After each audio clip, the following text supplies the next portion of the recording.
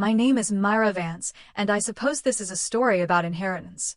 Not the kind passed down through wills and testaments, but the other kind, the invisible baggage of family, the unspoken contracts we're born into, and the quiet, personal fortune of self-worth that no one can give you, and which some will try their very best to take away. For most of my life, I was a quiet observer, the second daughter who learned to find comfort in the shadows cast by a brighter, more demanding star. I built my life in that quiet space, cultivating a world of code and algorithms that blossomed, almost without my noticing, into a success I never dared to dream of. And on one rain-slicked Christmas Eve in the coastal city of Port Blossom, that quiet world collided with the loud, messy truth of my family, and I learned that the heaviest debts are the ones we don't realize we're paying. The air in my parents' house always smelled the same during the holidays, a cloying mix of damp pine from the oversized tree, cinnamon-dusted potpourri, and my mother Althea's signature vanilla-scented candles.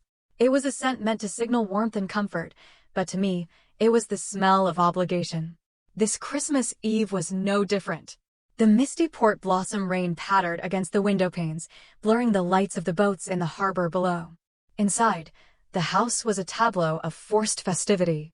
Althea glided through the living room, a hostess perfecting her stage, while my father, Marcus, sat in his worn leather armchair, a glass of amber whiskey sweating in his hand, offering quiet, affirming nods to the conversations swirling around him. And at the center of it all, as always, was my sister, Alara. She was holding court by the crackling fireplace, her laughter a bright, sharp sound that demanded attention. Dressed in a silk emerald dress that shimmered with every theatrical gesture, she was recounting a story about a disastrous yoga retreat in Bali. I mean, it was spiritually bankrupt, she declared, hand on her heart, her audience of aunts and cousins hanging on every word. But the shopping was divine. I found this little boutique, and you won't believe the deal I got on this bracelet. She held up her wrist, displaying a delicate gold chain studded with tiny diamonds. Practically a steal at $2,000. I offered a tight, polite smile from my corner of the room, nursing a glass of wine. This was the family dynamic solidified over decades. Alara was the sun, and I was a distant planet, content in my own quiet orbit. She had a talent for living loudly, for spending money she didn't have on experiences she could turn into anecdotes. My parents, in turn, had a talent for enabling her. Her perpetually precarious finances were a constant, low-grade family crisis they seemed to enjoy solving. They'd cover her rent, fund her ventures, and shake their heads with a kind of fond exasperation. My life, in contrast, was stable, quiet, and therefore uninteresting. I ran a small but successful software company, Terra Nova Analytics, from a modest office downtown. I'd built it from the ground up, fueled by late nights, ramen noodles, and a fierce, private pride. They never asked about my work, not really. To them, it was a hobby that, miraculously, paid my bills. "Myra, darling, you're so quiet over there," my mother said, her voice a soft, chiding melody as she drifted past me. "Come, mingle." "I'm all right, Mom," I said, my standard reply. But something felt different tonight. There was an undercurrent I couldn't place. Alara's eyes, usually flitting around to ensure she was the center of attention, kept flicking towards me. Not at my face, but at the worn leather satchel by my feet, the one containing my work laptop. There was a strange, hungry glint in her gaze, a focused intensity that made the fine hairs on my arms stand up. I dismissed it as paranoia, another symptom of my holiday-induced anxiety. I should have trusted my instincts. The moment it all fell apart was quiet, almost anticlimactic. I got to the kitchen to refill my wine, seeking a few moments of peace from the noise. The murmur of conversation was a dull roar from the living room, punctuated by Alara's bright peals of laughter. And then, a sudden, sharp gasp, followed by a silence so profound it felt like the air had been sucked from the room. "Oh my God," Alara's voice, no longer laughing but laced with a theatrical, trembling shock. Is this real?" A cold dread, heavy and metallic, bloomed in my stomach. I walked slowly to the doorway of the living room, my wine glass clutched in my hand. Every eye was on Alara. She stood in the center of the room, her face a mask of astonished disbelief. In her hands was my laptop, open and angled for everyone to see. On the screen, illuminated in the dim light of the Christmas tree, was my private investment portfolio. A number I had never shared with anyone. A number that represented years of sacrifice, risk, and relentless work. $8.7 million. Myra, Alara breathed, turning to me, her eyes wide and shining with something that looked like awe but felt like accusation. Tell me this isn't real. The room was utterly still. The only sound was the crackle of the fire and the frantic, panicked thumping of my own heart. My mother's hand flew to her chest, her carefully constructed smile dissolving into slack-jawed shock. My father's grip on his whiskey glass tightened, his knuckles white. The cozy, festive atmosphere had evaporated, replaced by a thick, suffocating tension. Greed has a smell, I realized in that moment. It smells like burnt vanilla and dying pine needles. You've been sitting on this fortune? Alara's voice rose, cracking with practiced outrage. While we've been struggling? Struggling. The word hung in the air, a blatant, audacious lie. Their version of struggling was a cancelled trip to Tuscany, a delayed kitchen renovation. My father had a generous pension. My mother, a substantial inheritance from her own parents. Their only real financial drain was Alara's insatiable appetite for a life she couldn't afford. That's my business, Alara, I managed to say, my voice raspy. It's my work. But they weren't listening. The performance had begun. How could you? Althea wailed, her eyes filling with tears that seemed to appear on command. We've been worried sick about bills, about the mortgage. And you said nothing? You let us suffer. Marcus shook his head, his expression a carefully crafted portrait of paternal disappointment. We're your parents, Myra. We raised you. Don't we deserve to share in your success? Family helps family. The words were like stones, each one a calculated blow meant to bruise, to guilt, to break me down. They had never once asked about the lonely, grueling years it took to build my company. They'd never offered a word of encouragement, never celebrated a single milestone. My success was invisible to them until it had a price tag. Now, suddenly, it was theirs to claim. Alara's face, moments before a picture of shock, now settled into a smug, righteous certainty. You weren't even going to tell us, were you? She accused, her voice dripping with venom. You were just going to hoard it all for yourself. My finances are my own, I said, the words feeling thin and inadequate against their wall of entitlement. I didn't think I needed to report them to you. The statement landed like a declaration of war. My mother gasped, clutching the pearls at her throat as if I'd struck her. Such a selfish, ungrateful child, she whispered, loud enough for everyone to hear. Something inside me, a quiet, patient thing that had been dormant for years, began to stir. It was a cold, slow-burning anger. All those years of feeling invisible, of being the responsible, low-maintenance daughter who never asked for anything. And now, the one thing I had built for myself, they saw not as a testament to my hard work, but as a resource they had been unjustly denied. If you truly loved us, my mother added, her voice trembling with emotion, you would want to help. You would share what you have with your family. I looked from her face, to my father's stony disappointment, to my sister's triumphant glare. The room full of relatives was now a jury, their faces a mixture of shock and condemnation. They had already passed their verdict. I was guilty. I pushed back from the wall I'd been leaning against, my movements slow and deliberate. I placed my untouched wine glass on a nearby table. Excuse me, I said, my voice unnervingly calm. I walked out of the living room, past their stunned faces, the sound of my own footsteps echoing in the sudden silence. I wasn't running away. I was retreating to find my footing, because I knew, with a chilling certainty, that this was not an argument. It was a negotiation, and they had just made their opening bid for my life. I didn't make it to the front door. Her footsteps, light and quick, pattered on the hardwood floor behind me. Myra, wait, Althea's voice was suddenly soft, stripped of its theatrical pain and replaced with a gentle, calculated concern. Don't walk away angry. Let's talk about this. I stopped in the dim hallway, my hand on the doorknob, and took a slow, deep breath. I could feel the familiar weight of her expectations settling on my shoulders. I turned to face her. She stood there, her hands clasped in front of her, her expression one of profound, maternal sorrow. Behind her, Alara hovered, arms crossed, biting her lip in a passable imitation of a worried younger sister. Marcus lingered in the doorway of the living room, a silent, hulking shadow of judgment. The rest of the family had begun to whisper amongst themselves, their low murmurs a toxic soundtrack to the unfolding drama. "We shouldn't do this in front of everyone," Althea said, her eyes pleading. "Come into the study." The study was my father's sanctuary, a room paneled in dark wood and lined with books he never read. It smelled of old paper and leather.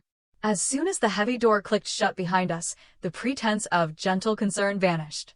The air grew thick with unspoken demands.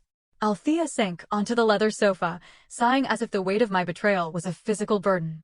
"Myra, we are not asking you to give us all your money," she began, her tone now that of a patient, reasonable negotiator. "We're just suggesting a family support fund. A small trust." I nearly laughed. "Eh, what?" Marcus cleared his throat, stepping forward to assume the role of the level-headed patriarch. "Something fair, Myra. A few million set aside, to ensure we are all secure. To give Alara a proper start in life." My stomach clenched. They had already decided how to spend my money. "You mean a fund so Alara can continue her tour of Bali yoga retreats and designer boutiques?" I asked, my voice sharper than I intended. Alara gasped, her hand flying to her chest. "That is so unfair. You have no idea what I'm going through. I'm trying to build my brand." "Your brand is built on Mom and Dad's credit cards," I retorted, the words escaping before I could stop them. Althea's face hardened. "This isn't about Alara. This is about family. We support each other." "Really?" The question was quiet, but it silenced the room. I looked directly at her. "Where was this family support when I was working 2 jobs to get through college? Where was it when I took out loans to start my company because you told me it was too risky to invest in?" She flinched, a flicker of something, guilt, maybe, or just annoyance at being reminded, crossing her face. "We did what we could," she said weakly. "No," I said, shaking my head. "You did what was easy. You supported the daughter who was always a charming, beautiful crisis. The other one, the quiet one, she was fine on her own." Marcus set his empty whiskey glass down on the desk with a heavy thud. "That's enough. You have more money than you could ever need. You could change all our lives and you wouldn't feel a thing." "Exactly." Alara chimed in, her brief moment of hurt forgotten. "It would be nothing to you. But it would be everything to us." The sheer, breathtaking entitlement of it all left me speechless for a moment. They genuinely believed this. They believed my success was a communal resource they had a right to. "And what happens if I say no?" I asked, my voice low. A heavy silence descended.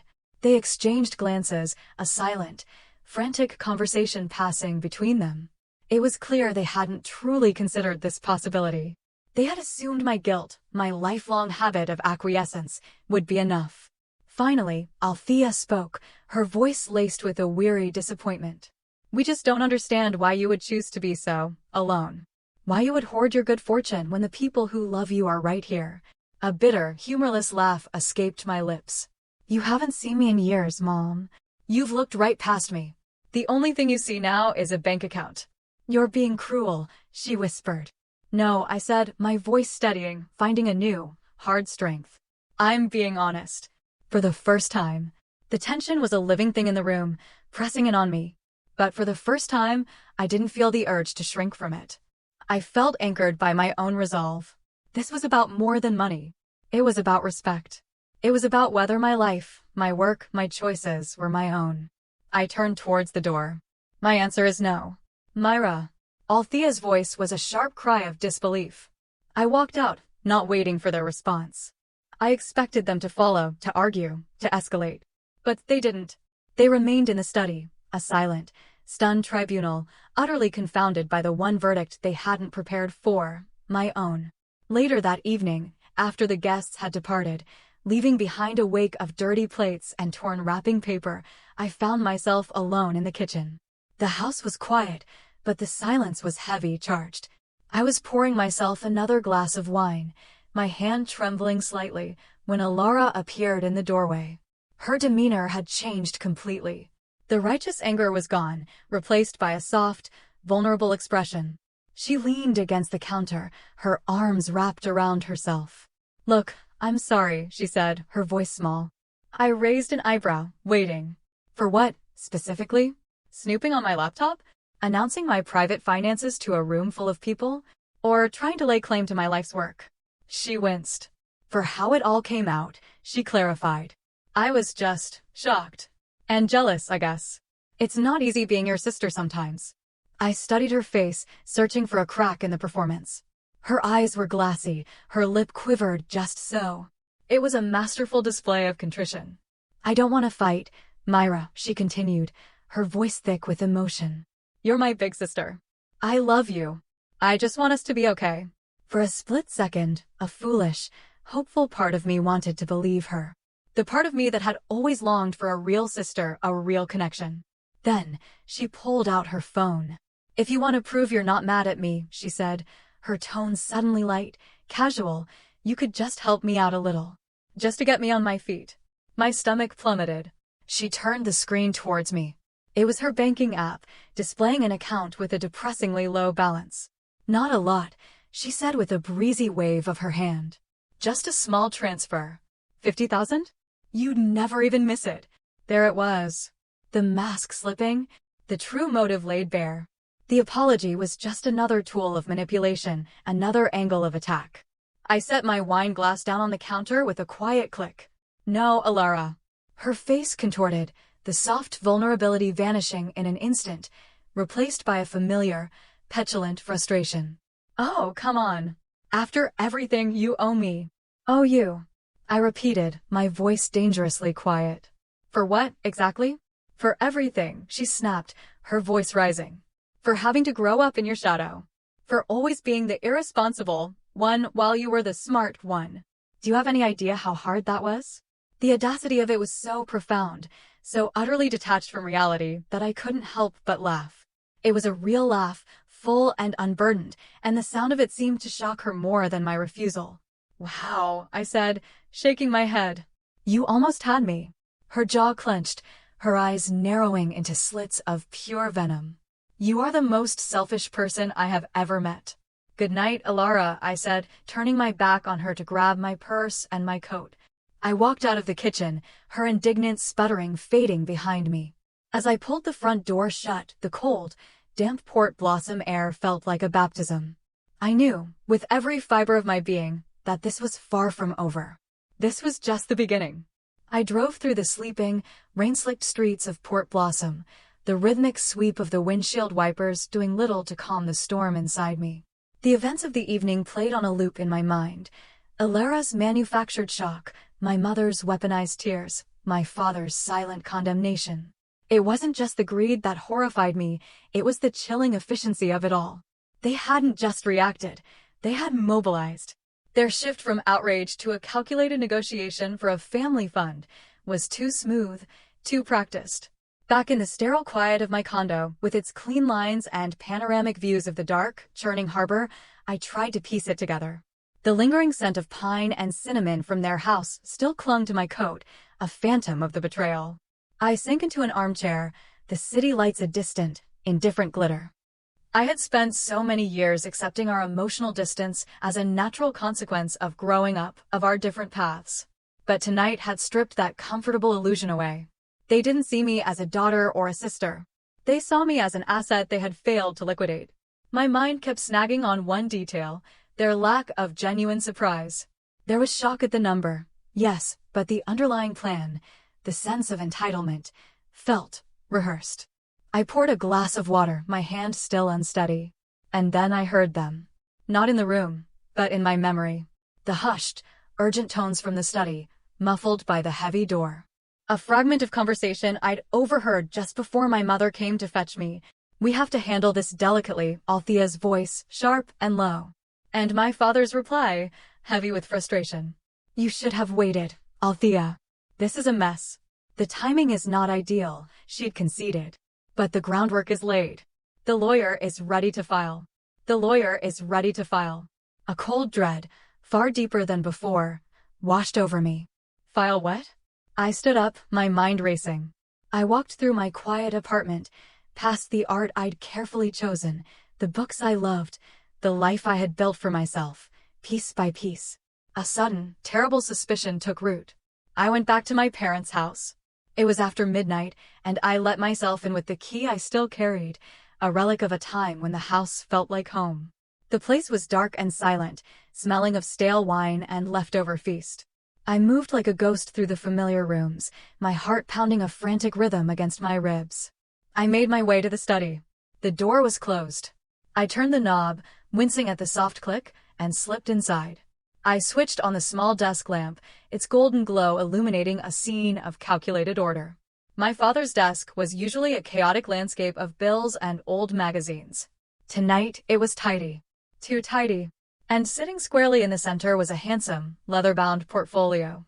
My name was embossed on it in small, gold letters, Myra Vance. My breath caught. My hands trembled as I opened it. The document inside was thick, official, and filled with dense legal jargon. But the title on the first page was terrifyingly clear: Petition for Limited Financial Conservatorship. I sank into the leather desk chair, my legs suddenly weak. I forced myself to read, my eyes scanning the convoluted sentences. Phrases leaped out at me, demonstrated emotional instability, inability to responsibly manage significant assets, history of social withdrawal and isolation. In the subject's best interest to appoint a conservator to protect said assets. They were painting a picture of me as unstable, paranoid, and incompetent. They were using my quiet, introverted nature, the very personality traits that allowed me to focus and build my company, as evidence of my unfitness. And at the bottom of the petition, under the proposed conservators, Althea Vance and Marcus Vance. The final page was a pre-written declaration of support, ready for a signature. Alara's signature. The air left my lungs in a painful rush. This wasn't a spontaneous, greedy reaction to my newfound wealth. This was a premeditated coup.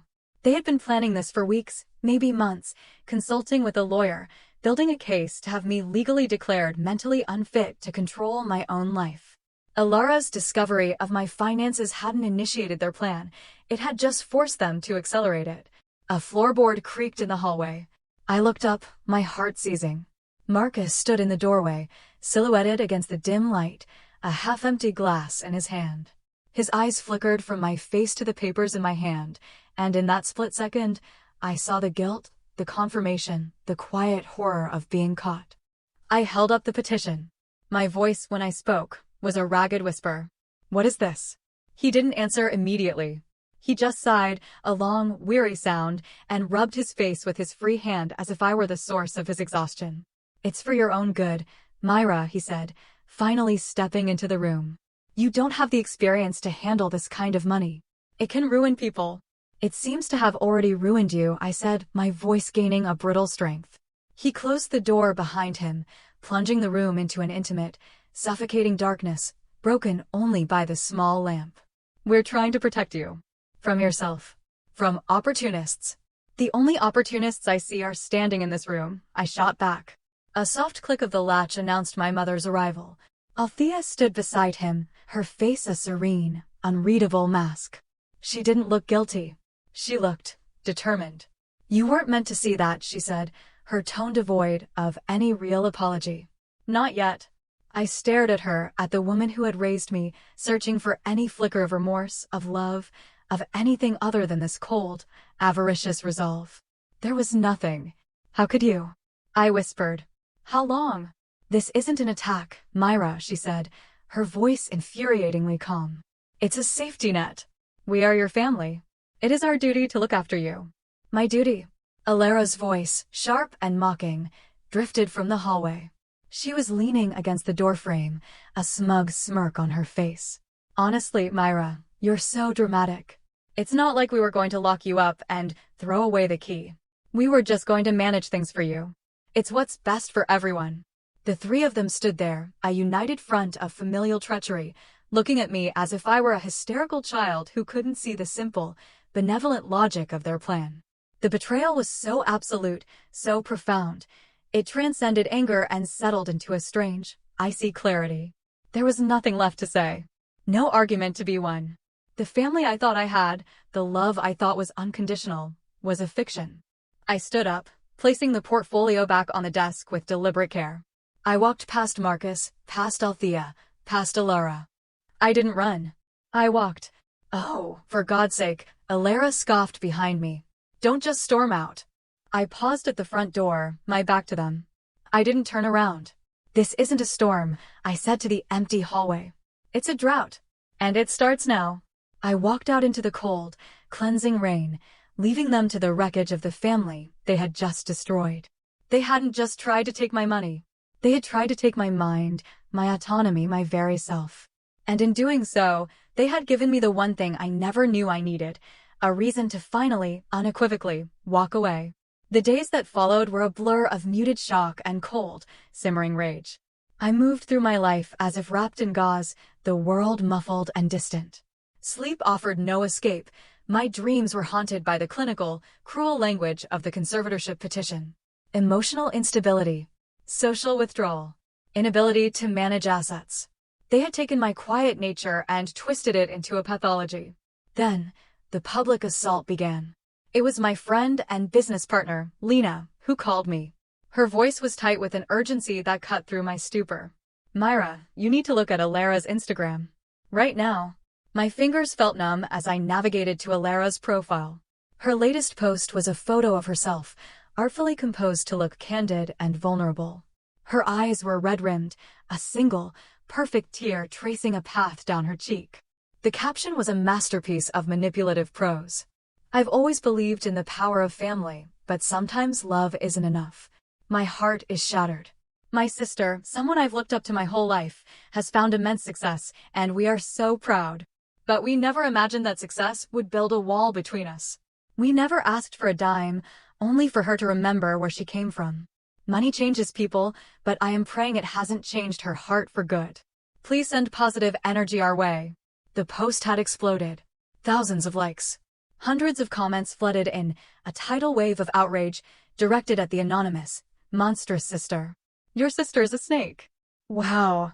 Some people forget the family who raised them. Stay strong, Alara. You don't need that kind of toxic energy in your life. My blood ran cold. Then I saw the comment that felt like a physical blow. It was from my mother, Althea Vance. It breaks a mother's heart to see one child in so much pain and the other so lost. We only ever wanted to be a family. We are praying for you both. It was a public execution. They weren't just trying to control me in private. They were systematically destroying my reputation in public, painting me as a cold, greedy monster to win sympathy and, presumably, to add credence to their future legal claims that I was isolated and irrational. The betrayal was no longer just personal, it was strategic. The story was picked up by local bloggers and online gossip columns. Port Blossom tech millionaire abandons family, one headline screamed. The dark side of success, Alara Vance speaks out. My company, Terra Nova, was named. My professional life was now bleeding into the personal toxicity. Emails from concerned clients and investors started trickling in. The foundation of the life I had so carefully built was beginning to crack under the weight of their lies. I paced the length of my condo, the city lights a blur through my unshed tears of fury. This was their new strategy. If they couldn't control my money legally, they would try to shame me into submission. Lena called again. You can't stay silent, Myra, she insisted, her voice firm. In the court of public opinion, silence is an admission of guilt. You have to say something. I don't do social media drama, Lena, I said, my voice shaking. You're in it, whether you like it or not, she retorted. Control the narrative before they bury you with it. She was right. I hated it, but she was right. I sat at my desk, my fingers trembling as they hovered over the keyboard. I couldn't tell the whole story. The conservatorship plot was too complex, too insane to lay bare in an Instagram post. But I couldn't let their version stand unchallenged. With a deep breath, I began to type. I have always been a private person, and I believe that family matters should remain private. However, in light of the painful and misleading narrative being shared publicly, I feel I must say something. The situation with my family is complex and deeply painful, and it is not what it has been made to seem. I have built my life and my business on principles of integrity and hard work. I love my family, but love does not require the sacrifice of one's self-respect or personal boundaries. I will not be manipulated or publicly shamed into submission. Thank you to those who have withheld judgment. I hit post before I could second-guess myself. The reaction was immediate and divided. The comments were a battlefield. Boundaries is rich people talk for. I don't want to share. She sounds cold and corporate. I believe the sister. But then, other voices emerged. She doesn't owe them anything. Her success is hers. Family isn't a blank check to someone else's bank account. There's clearly more to the story. Good for her for standing up for herself. It wasn't a victory, but it was a foothold. I had pushed back. I had found my voice, however quiet. My phone buzzed on the desk. My mother's name glowed on the screen. I stared at it, my heart pounding. The private war was about to resume. I silenced the call and turned the phone face down. For now, the silence was my own. I ignored their calls for 2 days. The quiet was a relief, a small pocket of peace in the escalating war. I focused on work, reassuring my clients and my team, trying to erect a firewall between my personal chaos and my professional life. But I knew the peace was temporary. They weren't the type to give up. Their next move was bolder, more audacious than a social media campaign. They showed up at my office. Lena burst into my glass-walled office without knocking, her face pale. "They're here," she said, her voice a low, urgent whisper. I didn't need to ask who they were. A cold, heavy calm settled over me. I stood, smoothed the front of my blazer, and walked out to the reception area. There they were, Althea, Marcus, and Alara, sitting on the sleek, modern sofa as if they were valued clients. My mother offered a soft, wounded smile. My father was engrossed in a tech magazine, the picture of casual indifference. Alara was scrolling through her phone, a bored expression on her face. "What are you doing here?" I asked, my voice flat, devoid of the emotion they were expecting. "We were worried," Althea said, standing. "You haven't been answering our calls. We just want to talk." "There's nothing to talk about," I said. "You're not welcome here." Alara snorted. "Oh, stop being so dramatic, Myra. You're going to have your own employees call security on your family." "If necessary," I replied, meeting her defiant gaze without flinching. Marcus finally looked up from his magazine, his expression one of paternal weariness. "Don't do this, Myra. Let's just go into your office for 5 minutes. That's all we ask. To clear the air." Against my better judgment, a sliver of morbid curiosity won. What could they possibly say now? What new tactic was this? "Lena," I said, turning to my friend, who stood by, tense and ready. "Give us 10 minutes. If we're not done, you know what to do." I led them into my office, the space that was my sanctuary, now contaminated by their presence.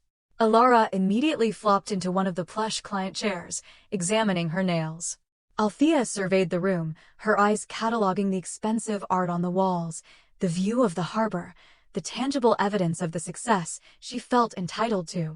"You've done well for yourself," Marcus said, his tone an odd mix of pride and resentment. He didn't wait for a reply. He opened his briefcase and slid a document across my glass desk. "We want to propose a solution. A way to put all this ugliness behind us." I looked down. The title read, "Family Financial Oversight and Management Agreement." I started to laugh. It wasn't a happy sound. It was sharp, cold, and utterly devoid of humor. "You cannot be serious." "It's a compromise," Althea said, her voice smooth and reasonable. "We're not asking for a handout. We're offering to help. You're clearly overwhelmed. Let us take some of the burden off your shoulders. Your father has experience with investments. Alara has a degree in marketing. We can work together, as a family, to grow what you've built." They weren't just asking for my money anymore. They were asking for my company, for my life's work. They wanted to install themselves at the heart of my world, to have a vote, a say, a stake in everything I was. I pushed the document back across the desk. "Get out." Althea's gentle facade finally cracked. Her lips thinned, and her eyes grew hard. "You are making a terrible mistake, Myra.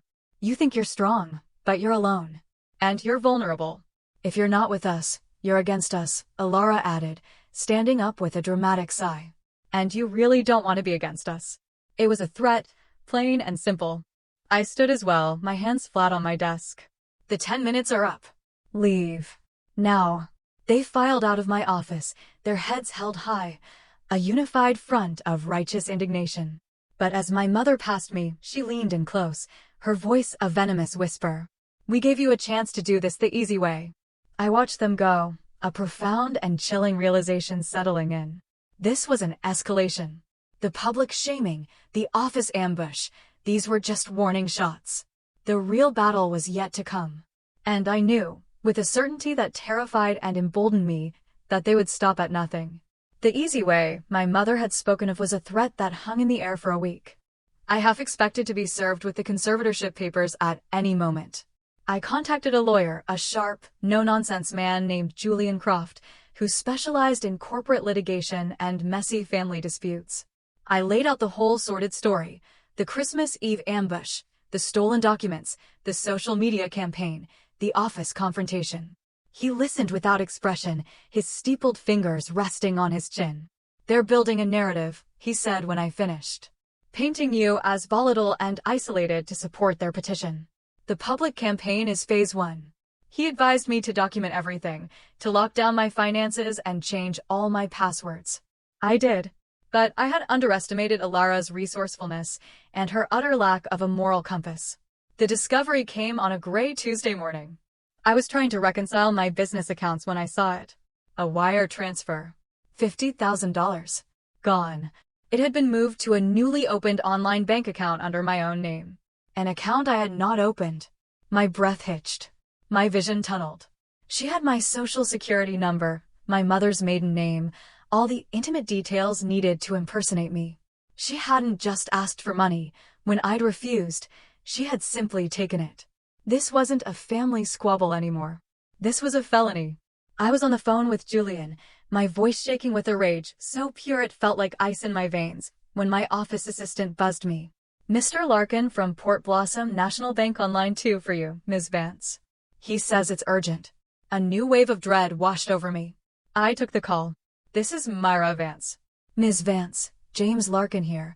The voice was brisk, professional. "I'm calling to follow up on the commercial loan you secured last week. The paperwork is finalized, but we just need to confirm the primary disbursement account." I froze. "The what?" "The $300,000 loan," he said, a hint of impatience in his voice. "Secured against Terra Nova Analytics assets. The documents were signed by you on Friday." The world tilted on its axis. $300,000. Using my company, my work, my creation, as collateral.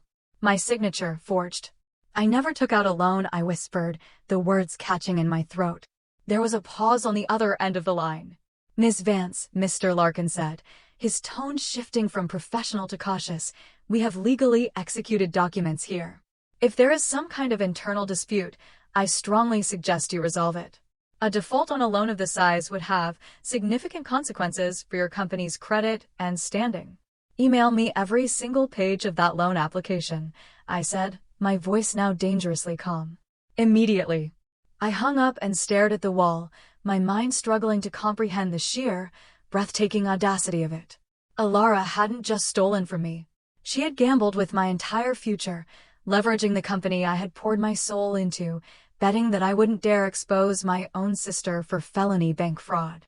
She was counting on my love, my shame, my lifelong habit of cleaning up her messes to protect her. She had miscalculated.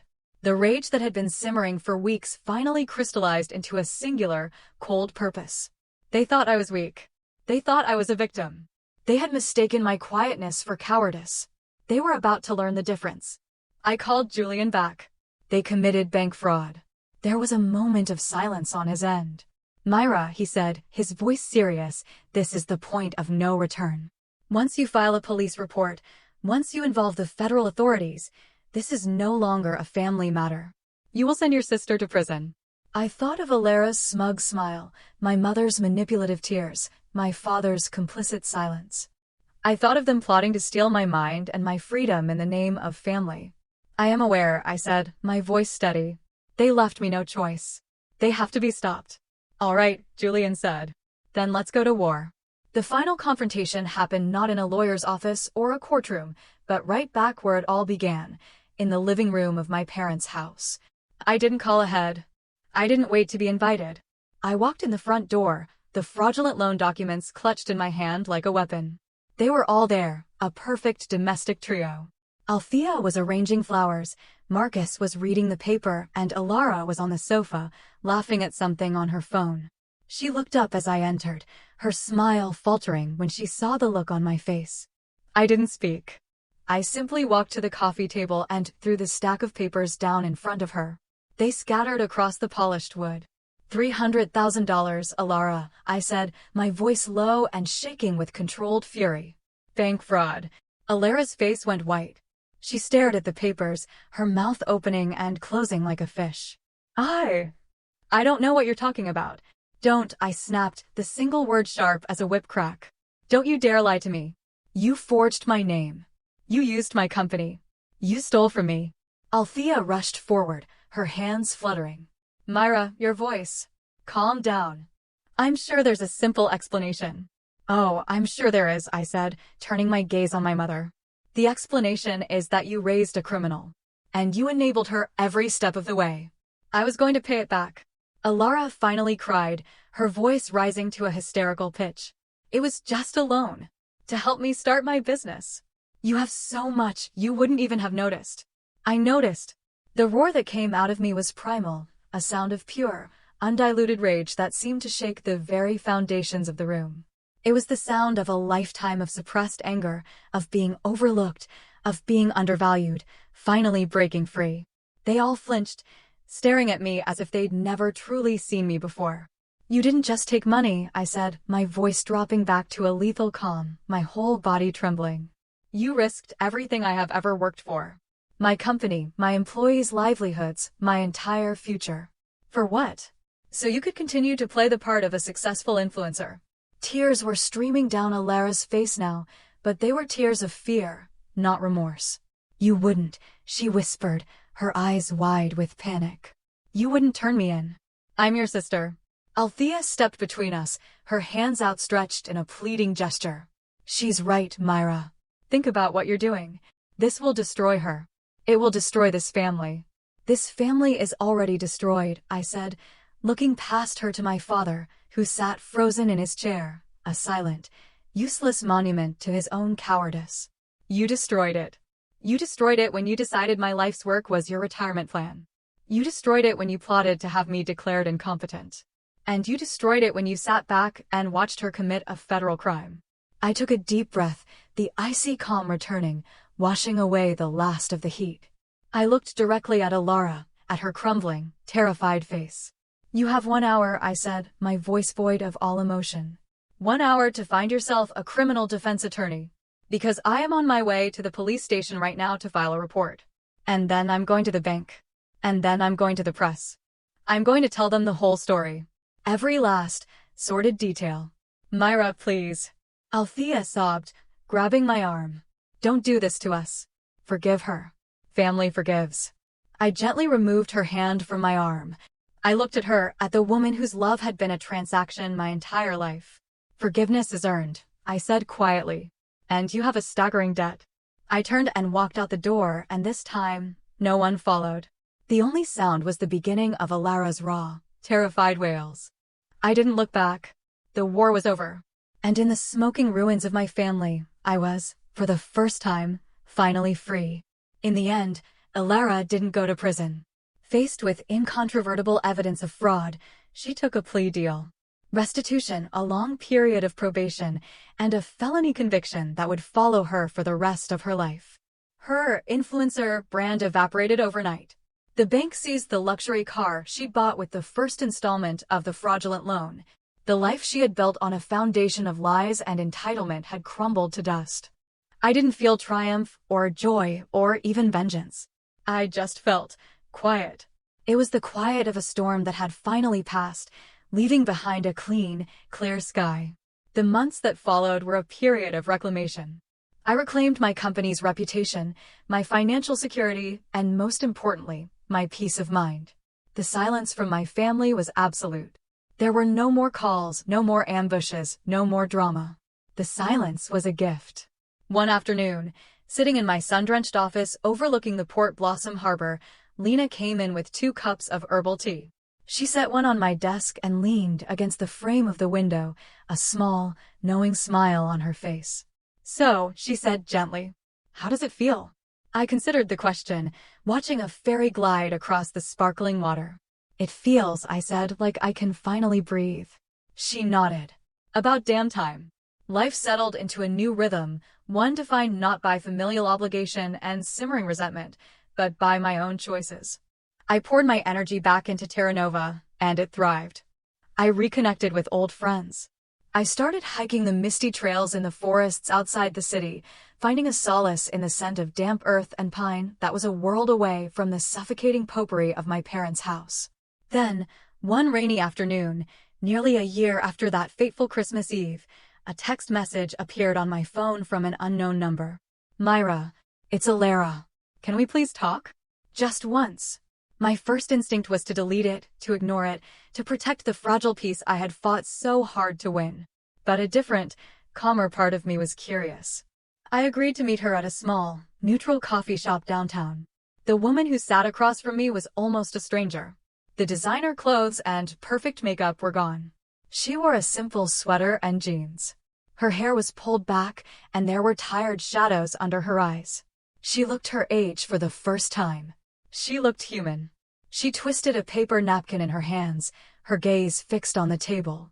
I just wanted to say, she began, her voice barely a whisper, that I am sorry. I know it's too late. I know it doesn't fix anything.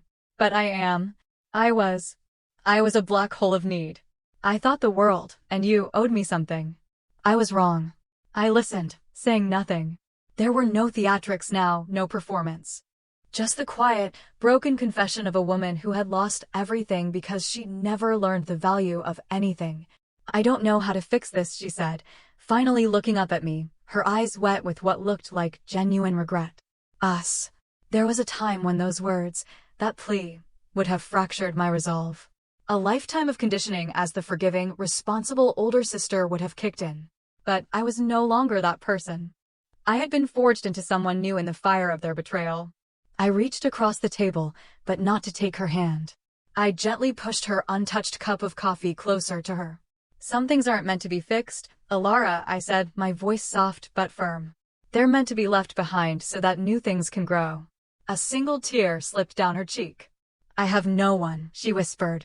I stood up from the table, my purse in my hand. I pulled a $10 bill from my wallet and left it on the table to cover our drinks. It was a small, final, impersonal gesture. A closing of an account that had been overdrawn for far too long. That, I said gently, is not my problem anymore. I walked out of the coffee shop and into the cool, misty air. I didn't look back. There was no anger left, no bitterness. Only a quiet, boundless sense of space. The space where a toxic, suffocating version of family used to be. A space that was now mine and mine alone, to fill.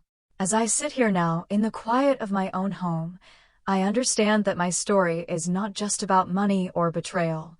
It is about the slow, painful, and ultimately liberating process of choosing yourself. Family is not an unbreakable bond that gives others license to harm you. True family, the kind that matters, is built on a foundation of respect, not obligation. For years, I believed that love meant enduring, forgiving, and sacrificing, no matter the cost to myself.